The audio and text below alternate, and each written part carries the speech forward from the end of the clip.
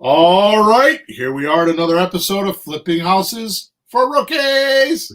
Flip those houses. Flip those houses. Or is it flip the finances? What is Yeah. it, Bill? Yeah, well, if you're driving and you flip something, it's not considered good, right? Hey, sometimes it feels real good. Yeah. Road rage. All right, we're on episode number 338. Boy, Peter, you're getting old. Oh, my goodness, you're getting so old. You're right behind me, Mr. 59 and a half. My IRA will be good very shortly. Come on. Exactly. There's some real perks with getting. Hey, my Social Security just went up a couple $100. Yay! Nice. Talk about perks. All right. Today's episode is called Creative Real Estate Audit. Audit? Oh, why aren't you doing deals? Hang on. Look, what'd you do? Fall over? No, I pulled. I hit my mic cord. Yeah, my camera cord. Wham. Wait, start again. What'd you say? Yeah, Creative Real Estate Audit. Why aren't you doing deals? Here's the description. The plague of all creative real estate entrepreneurs is, why am I not doing deals? Or enough deals to sustain my desired lifestyle? To the point that this question is actually mentally harassing you day in and day out. Some have even accepted this existing condition as inevitable and toss off the belief that they can do it, or settle with, that's life, which of course is just an overwhelming attitude for most. The feelings of the reality about possibly charting out their ideal life and achieving it. What if I told you today we're going to show you how to turn this around very easily? Only because the root cause is always for a couple of reasons. And once you know them, you can revert to doing amazing deals often. What if there was a way to audit, inspect, or look over very simple reasons why you're not making deals, and then quickly remedy them? Imagine what that would do for your financial future and freedom to live your life the way you choose to. We do it all right here in the next 60 minutes. So tune in now for the full disclosure. Sounds good. Sounds good. Sounds like quality assurance to me. Sounds like places we've all been, huh? Or maybe we're there right now. Well, maybe. Yeah, that's possible. Yeah, maybe. Okay, so let's do our housekeeping stuff. So inside the description, there is a link. I will apologize. The service that I've been using for some years has been having trouble with links. So if you go on a link and it doesn't work, just send me a support ticket and I'll send you the raw link. Because today I put a raw link in there so we don't have to use some cloaked link, which is easier because they're shorter and stuff like that. So if the link doesn't work, then just send me a support ticket and I will send you whatever materials or whatever I'm promising you to get. Okay. Also, we record this podcast every Thursday morning, 9:30 a.m. It's kind of an unusual time. You may not be able to come here because you're working. But if you do want to watch us, or if you do want to participate in the podcast, you can go to Facebook, YouTube, or Twitter, and in whatever comment boxes or ways that you can respond to the video, you can type in there, and I have a screen in front of me so I can answer your questions. We try to answer questions pertaining just to the podcast. If you have other questions than that, then there's two things you can do. You can go to WhatsApp Messenger and look for Let's Talk Real Estate is a group that we have, which is a social group that a lot of investors, including my coaching clients, are in. So there's always a lot of help there.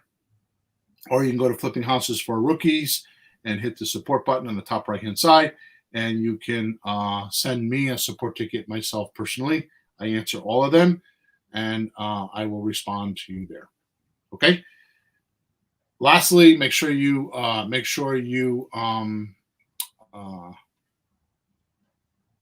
I just lost my train of thought. Like us? Yeah, like us, and that's not what I'm thinking. Oh my goodness, I just went blank. How could that happen? Old age, I guess, huh? See, it's karma. You pick on me. See what happens? Yeah, well, we're going to go. What I'm trying to say, subscribe to us. That's what I'm trying to say. Make sure you subscribe to us and you like us and you leave us a comment. Okay? So here we go. Here's the podcast. The podcast. Did you get that podcast? The podcast. Today's very important question. How much is it costing you to not do a real estate deal? Oh boy, that's a dirty question. 3,000, 5,000, 10,000. An actual answer by survey with a lot, thousands of emailers. You're gonna. I've mentioned this before, but you're not gonna believe this, Peter. The number one answer is $1 million. How much is it costing you to not do a real estate deal? The average answer by survey from people that are listening to us right now, because they're on my email list. Yeah. And I also run, I help to develop Creative REI Reply, which is connected to REI Reply. And we've surveyed all that. The number one answer with thousands of emails is $1 million. And you know what? Having done this for as long as I've done this, $1 million is a shoddy number. I knew you were going to say that. It's low. The point is that when you're coming from zero, $1 million looks like a lot. But when you've done millions and millions of dollars, I think last time I looked, and this has been before the pandemic, I think I figured that I had done 50 or 60 million dollars in transactions, if not more. I mean, that was just a guesstimate based on some of my deal jackets and and I'm not bragging about that, but I'm just saying it's not hard. That's the point.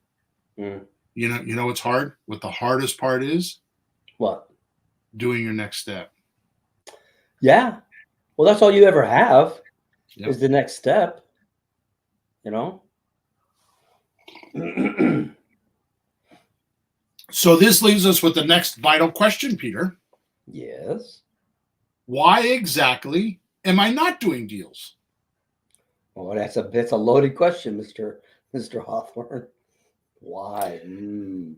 So in my estimation, this is total Bill's Planet. This is my opinion. This is not some book I read. This is not something, it's just from my own observation with working with students, coaching clients. And because you're on the coaching calls and I have another guy that I do coaching for, I do a couple coaching calls a week. I'm dealing with people. I have my own deals I do, I have two partners, you and one other guy. I actually have three partners in another company. So, and it's all real estate related. Yeah. And I've simplified it. And how do I simply fix, or you should ask yourself, how do I simply fix it without totally disrupting my life? Right? So the question is, why exactly am I not doing deals? Whether it be your first deal, or you did one deal and haven't done another, you did three, the economy changed, and now you haven't done any more. There's a multiple scenarios on how this could be. Yeah, but just like the next step, we're all saying, where's my next deal? Right? It's just, we just want the next deal. And as soon as you get that, we'd all be happy, Right, exactly. All those steps that lead up to it. So once you ask yourself, why exactly am I not doing deals? Then the next thing that you subconsciously think, it may not be fully articulated in your head. In other words, you haven't put words to it. Is how do I simply fix it without totally disrupting the rep? So let's start off with a few reasons, and there's just 3 as far as I'm concerned. A few reasons deals don't get made.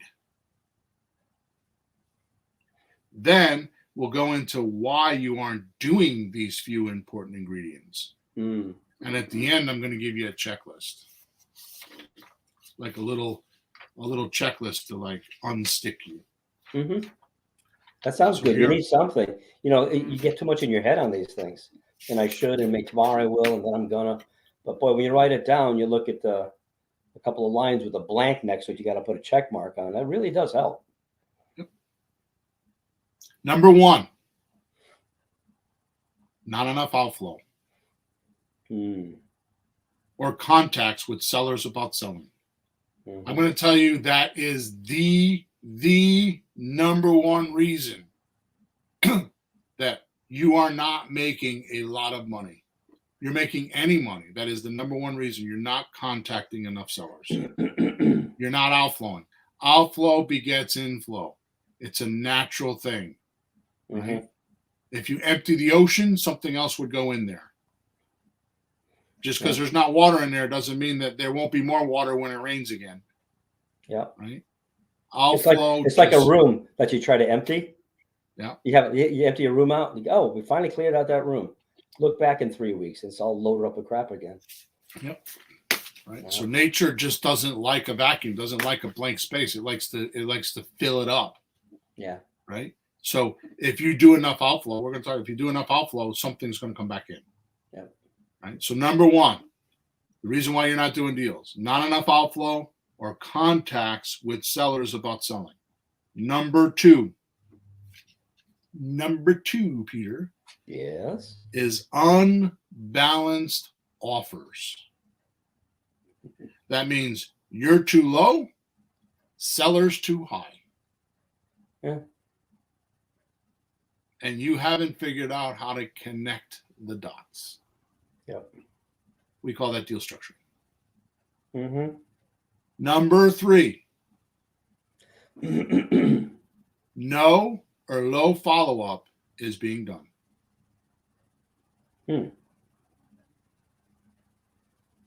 Okay, podcast over. Thanks so much. See you next week. Thanks for stopping by today. All right. Tune in next week for more mystery. My bad humor. Now let's kick into why these 3 points go out with each person. Okay. Then I'm going to go over the checklist once we're done with this. So what I've done is I've taken all 3 points and I've added 3 main reasons for each point why you can't get that point in. Okay, so like outflow or none at all, which is the common one. Yeah. The first reason for lack of outflow is dun, dun, dun, drum roll. This is a huge confront for you, listener. Life is distracting you. You don't believe this statement. You don't live by this statement. You don't die by this statement. We do creative real estate to handle life. We don't handle life to do creative real estate. Creative real estate is not made to learn, it's made to do. So I'd like to take 1 second and explain that, Peter. What does that mean to you? When I say that to you, creative real estate is not made to learn, it's made to do. What does that mean to you? It has a very specific definition to me, and I want to just make sure, I want to hear your perspective first. Well, being with you and working with the students and being at meetups and the coaching calls, I have seen a lot of people who study, so they're ready for whatever comes up, and they study and they study and they study. And I don't think you can ever get ready enough to be ready for whatever comes up, because it's not that pat. Everybody you talk to is a little different. So it's it's actually easier to just start doing it than trying to get ready to do it, never get off the runway. And I think you can learn as you go. I mean, you have some different phrases that you've come, but you're learning as you go, and you learn what you need as you go. That's what I was afraid of. So you're 100% Yeah. correct, but that is not what I mean when I say that. Mm-hmm. Because it occurred to me when I said that some other place, I'm like, maybe I should explain that a bit. Sure. So what do you mean? Real estate is not to learn, it's to do. Mm-hmm. The most valuable thing that I ever figured out, and you know where I figured it out, is to do your next step. That's the problem, is you can't study your next step until I say to you, Peter, are you willing to sell the house for blah? Mm-hmm. Until I do that, I don't know what my next step is. Mm. So how are you going to study that if you don't know what it is?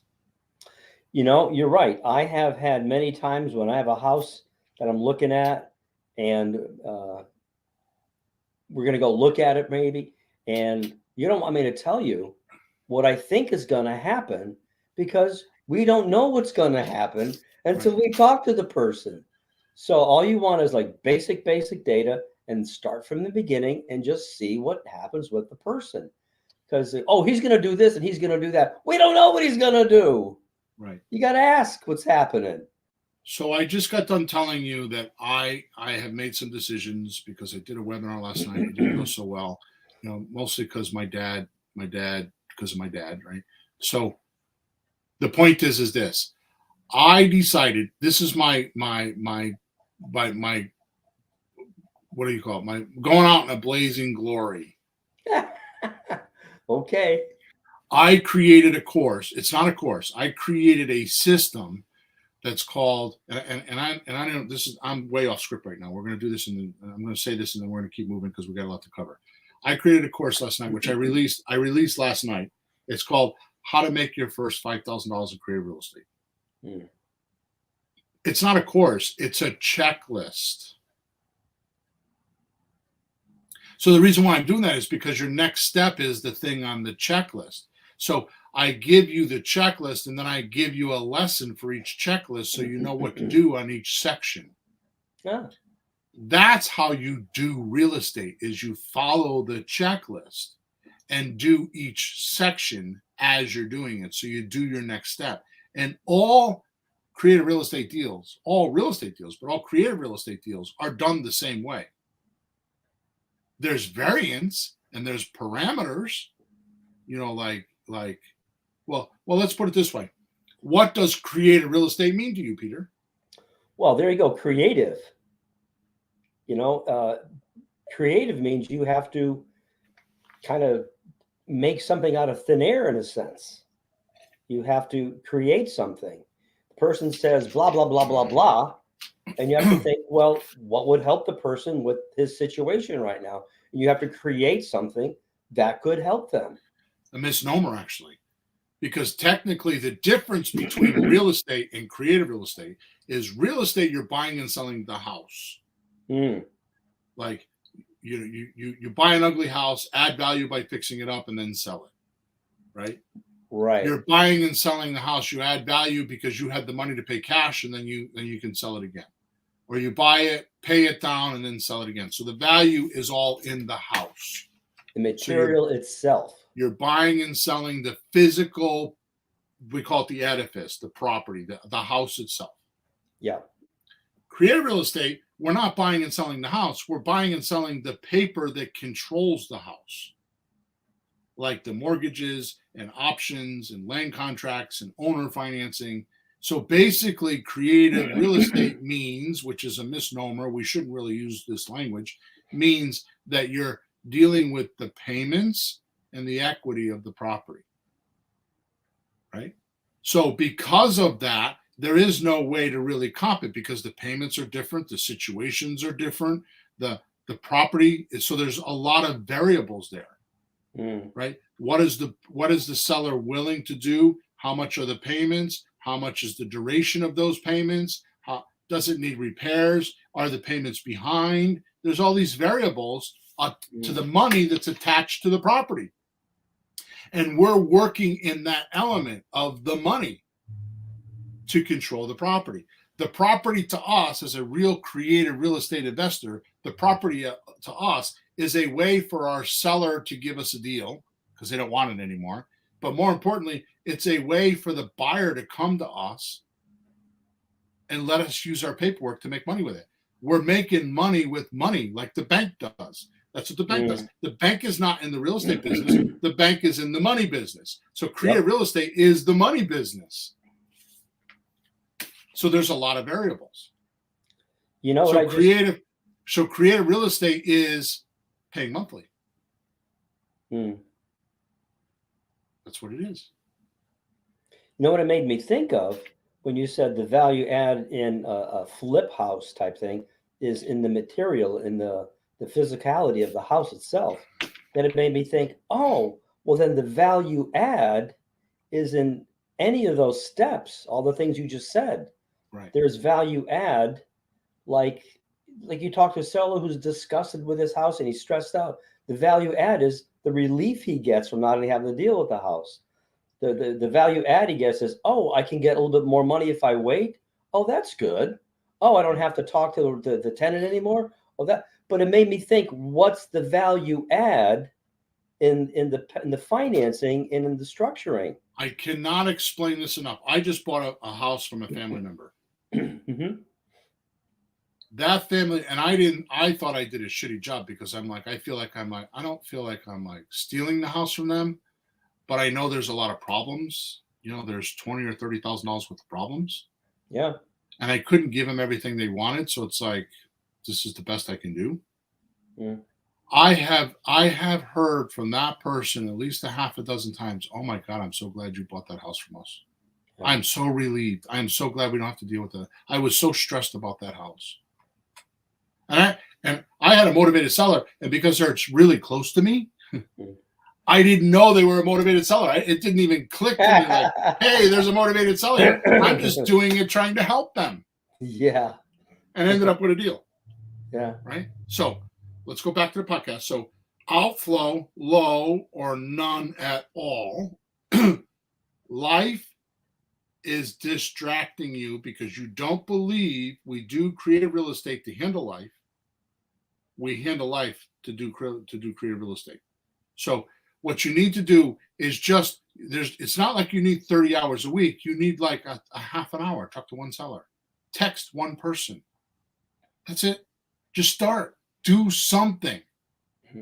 Go on Facebook Marketplace. Go under the rent section and message 25 people. And I know I'm crude as hell. I'm sorry for being crude, but when you're on the crapper in the morning or in the afternoon or whenever you do it, take your phone and one message one person, a person that's in Marketplace looking to rent. And the sentence should be, would you be willing to rent for a year or two and then sell to me? Then copy that message and paste it in 25 other messages. Mm-hmm.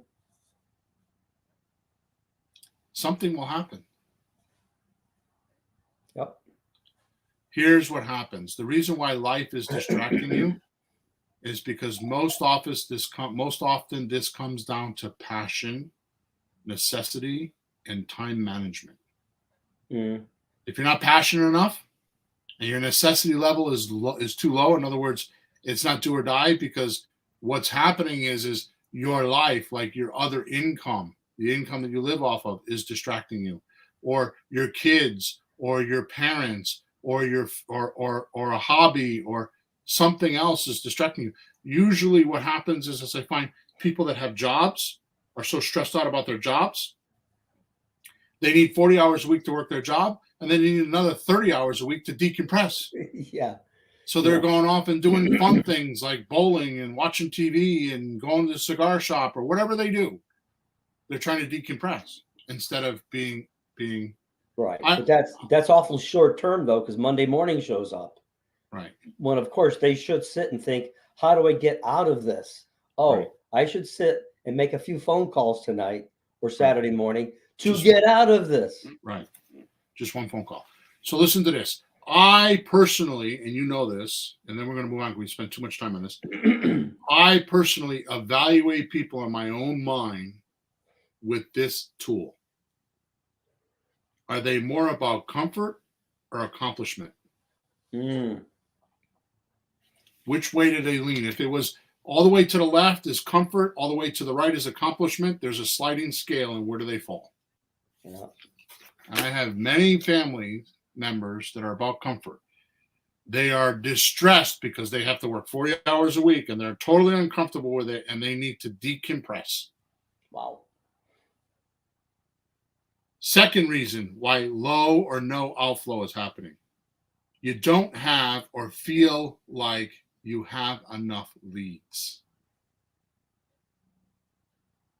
So in podcast number 337, we covered this point about leads, but it really comes down to your intention. Really comes down to your intention. And I've run phone rooms, like what do they call it? Phone rooms where people like dial boiler rooms. Yeah. I've actually run a few of them, Yeah. and I've seen this. I've trained people to do that, right?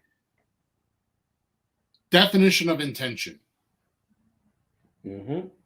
is your aim, something you not only plan to do, but fully expect it no matter what.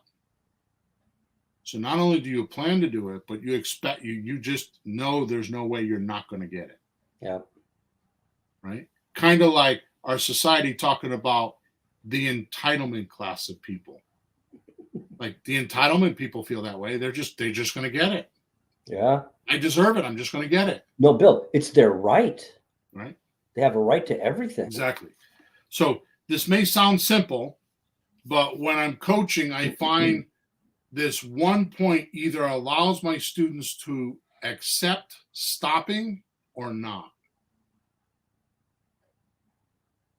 A huge mindset for most. So what's your... You mean quitting? Yeah. Whoa. They accept it. They accept it because their intention is low. Their purpose is low. Their necessity is low. Right? They allow it to happen. They make excuses. Oh, I don't have any leads. You know what? Guess what? You need one lead to make a deal. One. You need one. You don't need a list of them. You need one.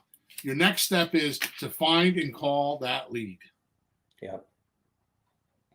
Third reason for no or low outflow. You're looking for a new gadget. Or why? To mass communicate to sellers without confronting them yourself. We're going through this again. We went through this a few years ago in my office, and we're going through it again right now, you and I. Yeah.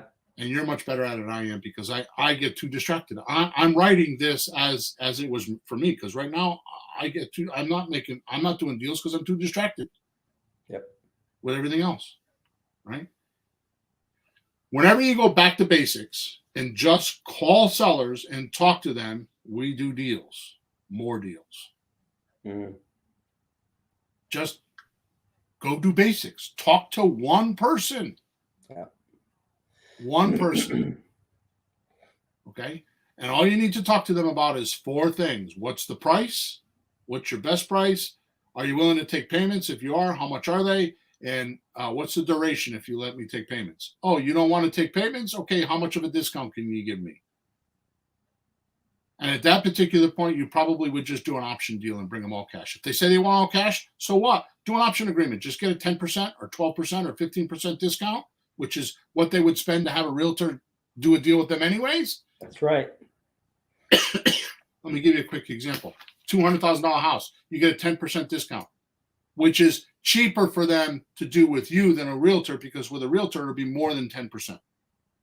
So if they're buying a house, if they're selling a house for $200,000, that means they're lucky. They're very lucky if they get $180,000 at the closing by the time everybody takes all their fees. That's right. And if they don't believe it, you can show them on Zillow lately because most of the houses have closing costs, and it gives 11%. And I see plus $6,000 for some repairs, do something. Right. So 11% plus $6,000. That's an average. Right on Zillow. That's right on Zillow. And it says $33,000. The number's right there. It's not So just a realtor. So here's my point. You got a $200,000 house. You get them to sign an option with you for $180,000. That means you got 30 days to go, or 60 days, or 90 days, whatever you decide. Now realize a realtor would ask 6 months. You're asking for 30, 60, or 90 days. Right. Right? You're asking for half the time a realtor would ask. You go market that house. Now you got an option for $180,000. You go market that house. You put it on for sale on Zillow or on Marketplace for $185,000. Now all the other houses are selling for $200,000. You're advertising for $185,000. You sell the house for $185,000 if you don't get a bidding war. You sell the house for $185,000. You got to pay your seller $180,000. You just make $5,000. Yep. With a seller that told you they want all cash. And you're like, where do I get the cash from? I don't have $180,000. No. You go get it from your buyer. Yeah, where's the realtor get it? They pull out the checkbook? Right. Wait for the buyer. Just get the basics. Stop dinking around in your head. It's in your head. The worst real estate I have to deal with is between your ears. Okay, let's move to number 2. Unbalanced offers. So first, most think they need to answer for everything. They need an answer for everything. And the seller says, so let me do this again. So that most people think they need to have an answer for everything that the seller says. So they think they look smart or want to impress the seller when working with the student. Now, back in the day, I think that was correct. You know, when I first started, that was definitely correct. Because the way it worked is, you know, it was all, first of all, back then it was different. The internet has screwed everything up. Because what it used to be is we would send mail, we would send, you know, we would have newspaper ads, we would, you know, leave business cards in Home Depot, you know, on the floor, $100 business cards, you know. Signs. What happened is people would call us. Yeah. We'd outflow, they would call us. Yep. And here's what happened. They would call us and we would qualify them. We would go through the prospect suspect list. We'd find out about the house, their situation, and all the prospect suspect they call did was, should we go out and look at the house? Yeah. Then we sat in the house for 90 minutes and we tried to buy it. Now, that is the old way. Nowadays, we don't do that. We text people. We have the internet. We do social media. We do all these different things, you know, videos, and we're contacting the people directly. Hey, you want to sell your house? Because the media has changed, the devices to do that. Yeah. So here's what happens. Because of that, most people think you're a scam. Okay? Because there's a lot of people doing it. There's a lot of people doing it that I did this on a coaching call the other day. I'm going to tell you right now, you want to be superior in your area. You want to be like the guy that everybody sends deals to. You want to know how you do that, Peter? Yeah. Call someone and talk to them. Because most real estate investors, most people don't do that.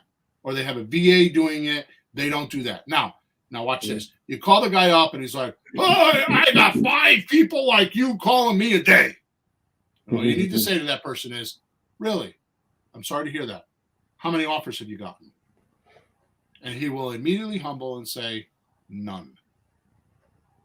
Yeah. So call someone and give them an offer. Even if it's a bad offer, if it's a wrong offer, even if it's how much do you have to help, what would have to happen for me to buy your house today? And they say, I need $200,000. Okay, good. So you send me a support ticket, or you go wherever you're going to go, or RIA, or you go and you figure out, that's your next step. Figure out how you can make that deal work. That's a whole lot better than trying to shuffle through a list or watching a video on what to do. Now, here's my point, and then I'm going to get off this because I'm worried about time today. If you're going to try to close someone in an hour, or say 90 minutes, you have to be clever. You have to have a lot of answers. But nowadays, even me, you don't close deals in 90 minutes. Sometimes it takes me 3 months. It takes me 90 days. Because you have to cultivate the seller, and there's just things that happen. The world is a different place. Yeah, I find that some people in the beginning, they think they don't need you. Like, nah, I'm fine. And then a couple of weeks later, they're calling you back because things aren't working as good as they thought it would be. They get humbled Right. a bit. Then you Right. kind of pick it up again. So yeah, it can be a little bit of The back and forth. best thing in the world that anybody could do with a seller is say, gee, you know, I don't know how to do that. Let me call you back tomorrow. I'm going to go. I have a partner, or I have a friend, or I have a mentor, or I'll call you back and give you an answer. Then they know you're being honest. Yeah. So people are worried about looking professional. It's actually the wrong thing to do. You need to be sincere. I don't know how to do that. You know, this is my first transaction, so I need to go talk to my lawyer, or I need to go talk to my accountant, or I need to go talk to my mentor. I need to, and they'll be like, okay, because they know you're working for them. Yeah. So knowing everything is not, it's actually hurting you. That's why you got to do real estate. When you do real estate, what you need is a safety net so that when you do the real estate, you don't get stuck with a deal, because that's what you're worried about.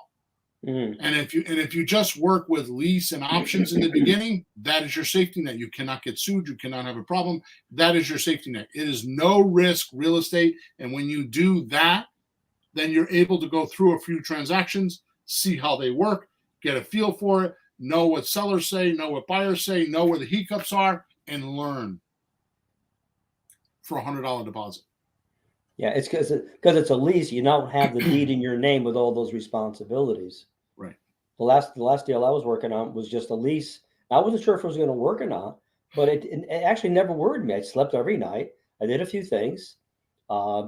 It actually didn't work out in the end. The market shifted on me right then and there, and the prices dropped so bad, like there wasn't enough room in the house. So I gave it back to the guy. Yep. It was like, okay. And I learned so much from that. I'm so glad I did that. Yep. But I never had to worry. I wasn't on the hook. Right. I learned a lot of really good things. So that's awesome. So this false or fixed idea that you need to know everything or you need to study something, well, actually, by survey, that same survey I was telling you about, where they say, how much will it cost you to not to do a deal? And they said $1 million. That same survey, I was blown away with how long have you been doing real estate without a result? How long, Bill? Decades was the God. number one answer. The But number one answer. how are they still sitting there bothering? No results. Go get a 10 job years, at the drugstore. 10 years, 7 years, 8 years. It's because they have another job and they have other intentionists in their life. Something else is taking their time. I'm just surprised they keep poking at it still. They're not serious enough. Look, all you need to do with a seller is find out the price, the payments, duration, and down payment if they ask for it. You get those 4 numbers, you can go anywhere to anybody, me, you, anybody knows how to do a deal, and you can figure it out, right? I've given you my calculator, my paper calculator in past, I think last week, that's what I gave away, or in I think so. 337. Yeah. The paper calculator does exactly that. Look, if you sign a 30-day option with somebody, and you bring a house to the market and you go find out what your buyer can give you or is willing to give you by survey, because it's not just one buyer. You have multiple buyers calling you, giving you offers. Yep. You go back to your seller and say, here's how much I can buy it for, because this is what the market is willing to do. What risk is that? But Bill, that's the same thing the realtor does. Oh, I can get you 280. And then, 2 weeks later, it's too high. We got to drop it to 260. And then 3 weeks later, you can go online and look at the price history of a house, right? Right. And that's what the realtor does. They just come up with a number. But, it's the same opportunity. It's up to the market. It's not up to the seller, and it's not up to us. It's up to the buyer. So this is a great idea. If you're not sure, just check it and test it and get your feet wet that way. So we're talking about unbalanced offers, and we've actually moved into my scenario number 2, which is exactly right. So bring it to the market and find out what's going on. So if you don't know the market and you're not sure, then just sign an option agreement. And oh yeah, by the way, you do that with 1 or 2 houses, maybe 3, but usually with 1 house, you'll know what that neighborhood is. So when you're working in that neighborhood later on, you all of a sudden became an expert because you know what the seller's willing to do, because you're going to hear all kinds of stuff from your sellers. I'm sorry, from your buyers. Yeah. From your buyers. Yeah. Right? They're going to tell you about, they're going to find shit you have no idea even. Oh, there's a crack on the foundation. There is. Oh, the grass is bluegrass, and I want yellow grass. I mean, you're going to find out things you had no idea even existed in real estate. But the education is phenomenal for $100 deposit. Well, you have to figure, how am I going to sell this stuff, right? Right. So how about just taking a kind of a practice run at selling it, and maybe you actually sell it. Right. We haven't talked about this in a long time, but the very first thing I did many, many years ago, when I knew nothing and I had too many things to figure out, you said, just go try something. I just got on the phone and called some for sale by owners to practice. I just needed to see what it's like and what I need to say and just practice. And then in a few phone calls, we were in a house looking at it. You were shocked. Right. I didn't know any better. Yeah. And believe me, I've sold frozen meat on the phone. So I sold frozen meat when I was young. Anyways, if nothing else, practice. All right. So that brings me into the third point of an unbalanced offer. And this is the salient point. In fact, I've been talking about this, and I'm not getting very much traction with it because people aren't listening. But I'm telling you, it's right under their nose and they don't know it. Yeah. Most rookies have never seen an entire process and details of a creative real estate deal. And they don't know when it comes off the rails. Wow. So if you've seen an ideal process, if you've seen, this is what I'm supposed to do, and now you go and do it and something's not right, there's some outpoint, or there's some variation, or there's something different, you won't know that it's different. You won't spot it. Right? Yeah. Sure. Like, for example, a professional swimmer will see another swimmer and say their stroke is off. Yeah. Here, you know how I learned this? Well, I've learned it. This is where I've set myself in concrete with this. Tabucky Jones played for the Patriots. Yeah. I think he was a tight end. I'm not good with football. Okay. He was in the NFL league for 10 years and won a Super Bowl. Yep. This guy is the epitome of an athlete. I will sit there with him and two other guys that are very, very sports sensitive and very sports oriented, smoking cigars, and they're watching footballs. And I kid you not, it is the most incredible thing, Peter, that you will ever witness in your entire life. The ball leaves the quarterback's hand and they call the play. That's crazy. They call the plays before the referees. Wow. But Tabucky played the game. He knows the ideal scene. He knows what you're supposed to do on the field in that scenario. Like, this person moved too quick. He should have went to the left, not to the right. This person did that. And he sees it all and instantly knows that somebody did something wrong. Right? So creative real estate investors are taught from people like me, hopefully not me, but other gurus, abstractly, meaning that in your mind only. There's not like a physical way to look at it. It's not like, oh, I'm going to study tractors, and you go look at a tractor and you drive the tractor and you move the tractor around. Now you go study it because you know what a tractor is. Yeah. Right. So the only way to do this is to not follow somebody like me around and watch me, because that's what you think. You should watch me. If Bill, I'll come work for you for nothing. I just want to do a couple deals, see how you do it. Well, they don't realize that they're more trouble than they're worth, right? Because they're making mistakes, right? So the point is this: if you do exactly what I'm talking about, if you sign an option agreement, just like what we've been talking about, it gives you the chance to go through the transaction and see what it's like, right? You want to learn how to do, you want to be a class A plus person on the phones. I'll tell you how to do it. I'll tell you how to do it. Go sit in the house with a seller once. Just go sit in the house with the seller. How many times have we been on the phone? Have you been on the phone and tell me you got this hot prospect and we get to the house and we're there 5 minutes? Yeah.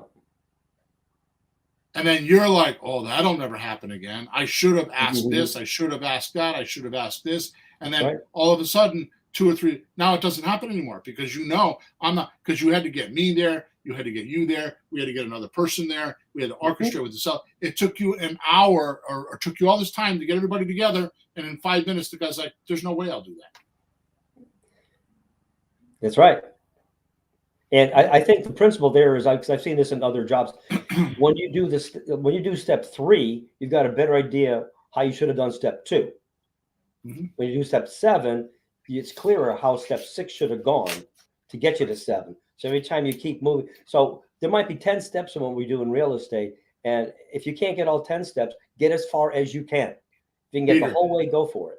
How many times has my granddaughter crapped in her diaper before she realized she needs to go on the toilet? I mean, really, I don't know the actual number, Bill.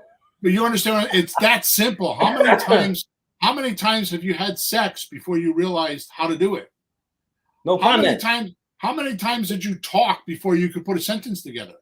Yeah. How many times did you have to read a book before you could figure out to read? You think this is any different? No, but I think what makes this more complex for people, not complicated, but complex, is the number of steps. So just get as far in as you can, and you'd be surprised you get to the end.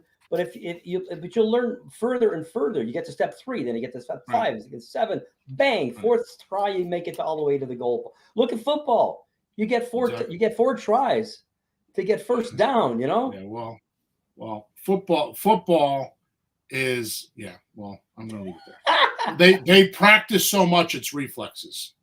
Yeah. That's what football is. Football is not like that. Those guys are like that because they're reflexes. They're not playing the plays. They've played the plays on the fields and scrimmage games so much that they're just responding in an NFL Well, game. I have that reality in music. When I'm teaching, I put a song on. I already know what the next chord's usually going to be. I'm ahead of myself. I'll sit there writing it like this as it goes, but that's reflex and training and training and training and training. Repetition. Nothing like repetition. So repeat.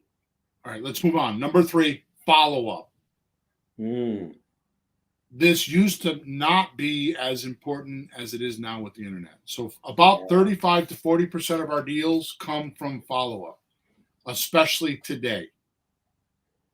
It is the only way to prove you're not a scam. And life changes everything. Time changes everything. It's like my old story. I don't tell too much anymore. It's like I'm in a house in Meriden, and I'm trying to buy a house, and the guy like, "Are you nuts? Why would I even do that?" Right? Like, and he practically threw me out. 2 months later, 3 months later, whatever it is, my phone's blown up on a Friday. It's like, who the hell's calling me? He called me like 10 times, right? And I'm exaggerating, but I finally answered the phone. Yeah, here's what happened. He found his wife in bed with his best friend on Friday night. So now all of a sudden the house is for sale, right? So, I mean, it's a crude example, but time changes everything. So if you're not in follow-up. I heard you say that. That's true. It happened. It was true. Right. And so a follow-up. So obviously, so we'll leave it at that. So the second point there is, so you have to realize that 35 to 40% of your deals come from follow-up. Okay. Second, every real marketer or any marketing book I've ever read that has any weight to it, and you know me, I go back to the 30s and 40s with marketing and all. I mean, I'm a freak about all that stuff, right? Yeah.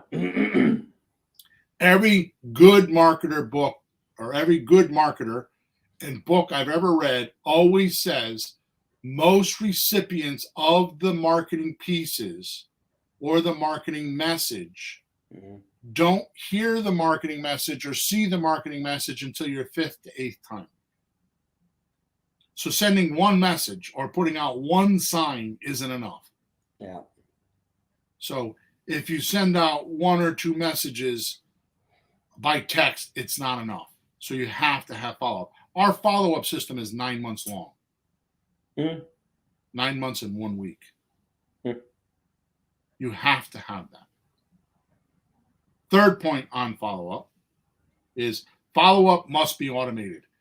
Nowadays, it is an absolute must. You cannot listen to me. You cannot. And I have a coaching client that does this manually, and he does a shitty job because it's manually. There's no way humanly possible to effectively do follow-up,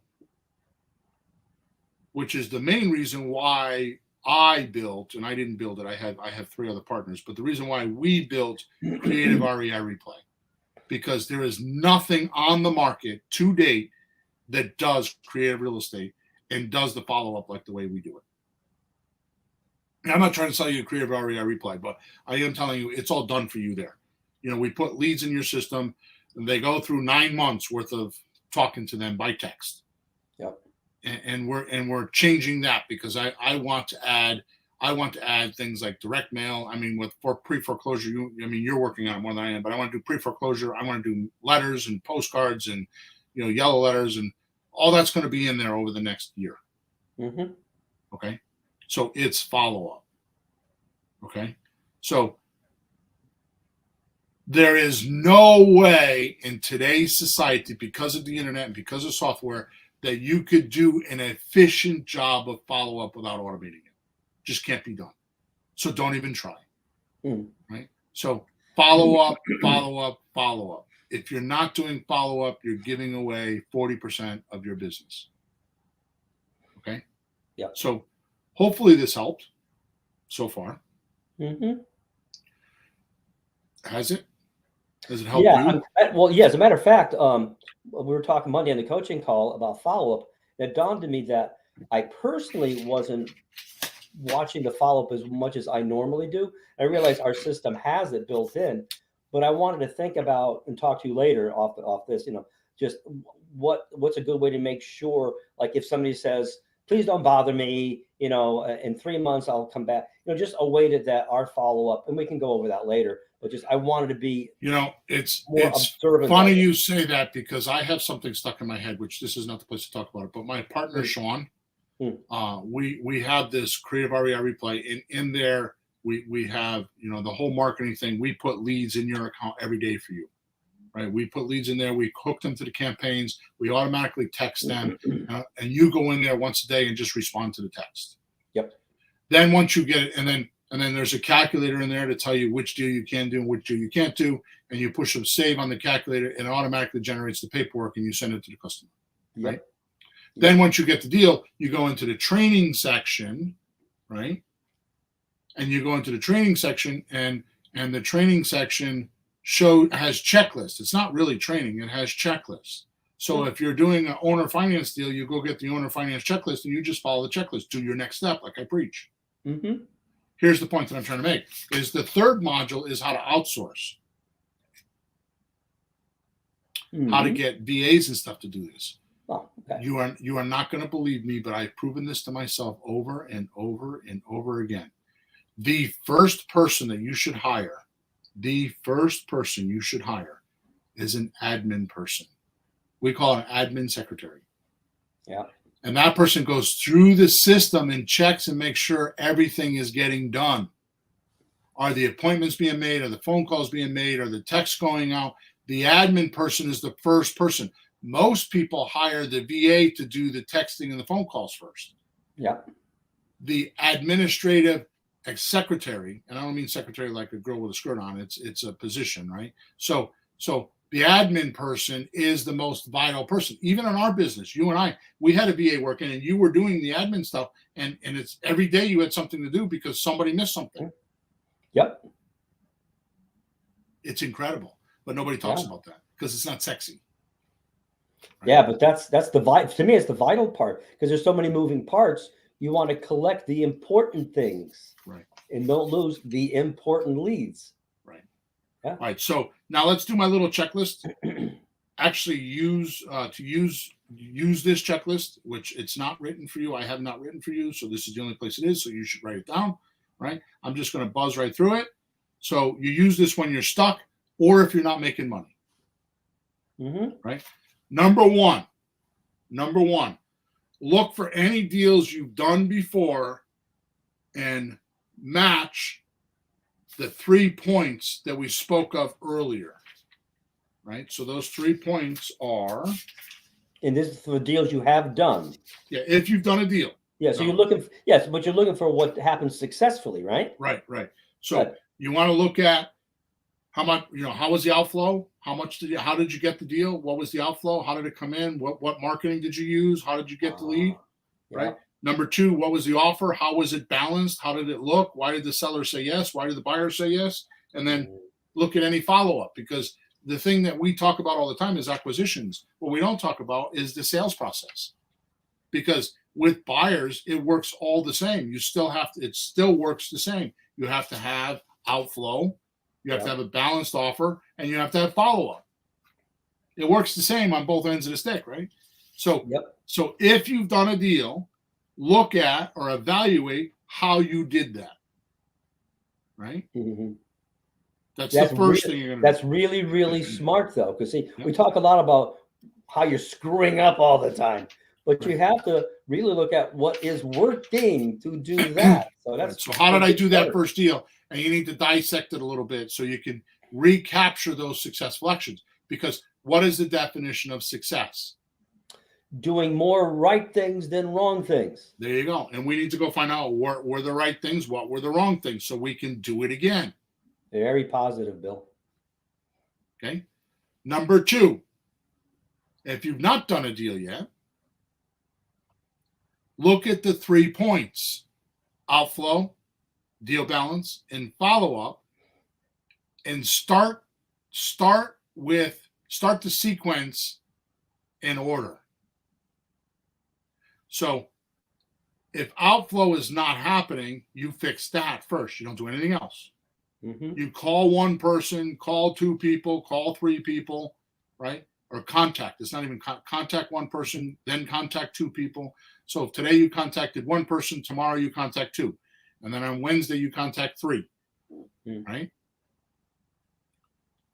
If outflow is in other words, you have the outflow going, you're contacting people, then you need to take a look at the deal balance. How are the offers happening? Are the sellers asking too much? Or are you too low? So if the sellers are asking too much, you could have the wrong list, the wrong marketing list. You could change your marketing list. You have the wrong avatar. You have the wrong person to talk to. You could be marketing to the wrong people, to the wrong type of deal structure. Right? Or you need to go study what a slot deal is and just do slot deals. Or find out how to give them their money some way. If they're asking too much, well, is there a way I could do that? Right. And you always say you can do it if if you can add some time to it. Now, if they can't do that, they can't do that. But if they can wait, then we can give them money. So maybe that would work. But maybe there's a way to do it. Right. Now, if your offer's too low, you're being way too conservative and you're fearful. And you're trying to make the deal in favor of you in case it screws up, the seller will pay for it. Well, the seller shouldn't pay for your education. You need to pay for your education. So you're too fearful. So there's different, you got to balance these things out, right? So does that make sense to you? So it's like you go through this sequence. So you check your outflow first, then you check your deal balance, and then you check your follow-up. I only have one question on that. If you sit down and to look at this, what if you had a couple of follow-ups that might work out sitting there? Could you just check those first so you don't lose them if it's real? I'm gonna get to that. Okay. Yeah. Which brings me to number 3. You look for the value of what is being done, right? So if the outflow is going, what value are you giving your seller so you can repeat it? For example, if you're doing outflow, if you are doing outflow, is it giving you results? Right? Are you talking to sellers and giving offers? So even if you don't buy the house, you have to at least be helpful with people. I mean, I've seen you work with sellers that you don't buy the house, it doesn't work out, but the last thing you say is, look, in this process, if you need help with anything, just call me. I'm glad to help, because you're trying to add value or be valuable. It's not just, I bought the house, I made a bunch of money. How can you be valuable and helpful to the seller in some way? Right. So I agree with you, but that's not what I'm talking about here. So what I'm do you saying mean there? is, if you're doing outflow, is it Mm. giving you a good result? Are you getting inflow? Are Mm. people calling you back? No, that's not the product of outflow. Outflow is, are you giving offers? Mm. So you're outflowing, you're texting FSBOs for sale by owners or expired listings. Is that producing somehow, some way offers? I got you. Right. Mm-hmm. So you have to find out what is it valuable enough for you to keep doing this, because it's taking your time and your energy and your resources. Yep. So should you keep doing that, right? Mm-hmm. Or are you getting leads, talking to people, sending offers, but they're saying no all the time? So the problem isn't the outflow, the problem is the offers. Yeah. Because the value dropped out at the offer section. Mm-hmm. Because it's outflow, deal balance, and follow-up. So the value was in at outflow. It dropped out at deal balance. Yep. Right? Yep. So that brings me to number 4. Look for deals that you have that have to be done or redone, which is what you're talking about. Mm-hmm. Right? So you look for deals. Example, you make a deal with a seller and don't sign docs, or they ghost you. Yep. This would be an unbalanced offer category, which also includes your scripts. So that maybe your scripts, when you're talking to your seller and doing the closing call, you're promising things. Like I said, if you've never done a deal before, you might promise things that you may not know you can or can't do because you've never done a deal before. Yeah. Right? I skipped ahead because I misspoke, because I said this is different than what you were talking about. So let me go over that again. Mm-hmm. Look for deals that have to be redone. Yeah. Right. So what you're doing here is you're looking at the failed deals. Mm-hmm. And finding out why did they fail. Mm-hmm. Right. And then fix that, because here's what happens. The human mind thinks in generalities very often, right? So what happens is you'll say, all my sellers want cash. Yeah. So I can't do a deal because I don't have cash. All my sellers are asking too much money. Right? That's what I got through the pandemic. Mm-hmm. Right? When the truth of the matter is, when you go back and start dissecting your failed deals, like you sent them an offer and they didn't sign it, you're going to find one thing's out, not all 10 things. Just one thing, not all 10. That's all it takes. It's always the small pieces that you need to fix, not the big pieces. Wow. It's always the small pieces that you fix, not the big pieces. Hmm. Okay. And then we go to number 5, which is what you were talking about. Find a deal that can be done. Yeah.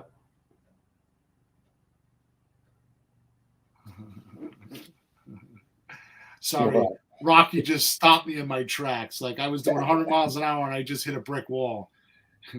Rocky says, "You're stealing all my excuses." Okay, so number 5, find a deal that can be done and insist or do everything in your power to get that deal done. Mm-hmm. This is why lately I preach so much about signing an option agreement or doing a slot deal. Because those are easy deals and they get you experienced. Mm. You can get experience of the procedure by doing these deals. You can see the pitfalls, how the seller will react to certain things. Yep. Know your strengths and your weaknesses. You keep, what is the definition of success? Doing more of the right things, less of the wrong things.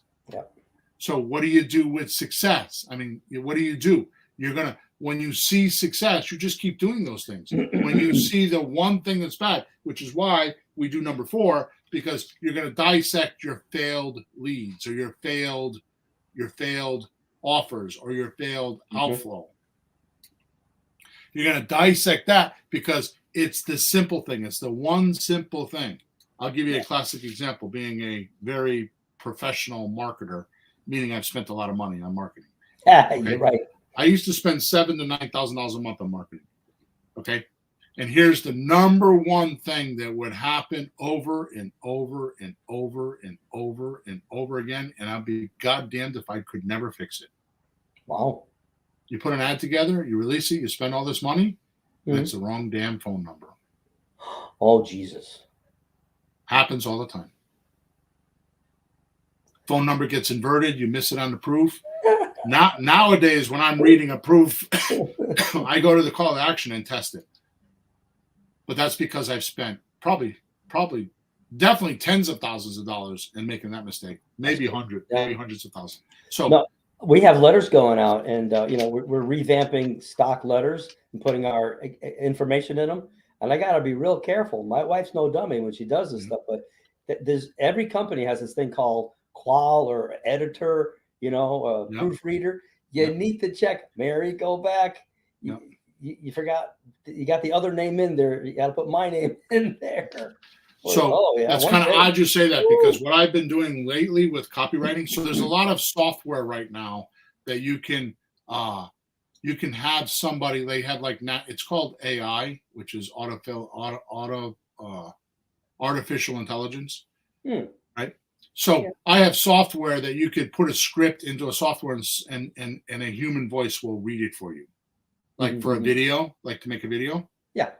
I use it that way sometimes, but you know what I use it for? I put my sales copy in it, and I have different, sometimes Australian girls, sometimes American guy, and I have them read it back to me.